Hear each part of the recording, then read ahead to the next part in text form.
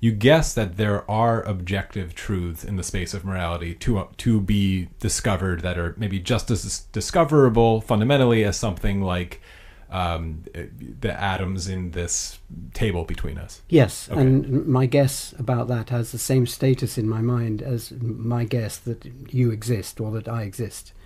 It's just realism. Right. And so what is the grounding of that? So like in that book, you seem to try to bind everything through your very expansive definition of explanation. Is that still at the ground of that? Yes, Okay. it is. And I think the reason for realism that binds all the realisms together in your terms is that the arguments against it are all the same in every field, and they are all fallacious in every field. So all of them are like, well, how can you possibly know? How can you possibly know that? In science, the skeptical argument is, your theories might seem to work, but how do you know that's not an error? It's always possible that you're mistaken. You could be dreaming. The world could be misleading. There could be a demon out there, and that works on the biggest level. Like you could be completely mistaken about everything, like Descartes tried to reason from, or it could be particular things. You know, how do you know that global warming is happening? So from the smallest thing to the largest thing. Now the same is true with philosophical ideas.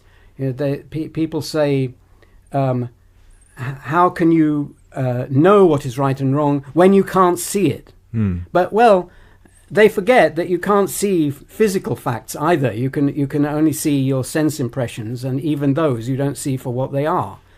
So that there are only crackles in the nerves, but you never experience those. So everything is behind a structure of explanation, and you can make the argument that explanation in itself is a conceit, is worthless, and what you should really do is consult the holy book or your feelings or whatever.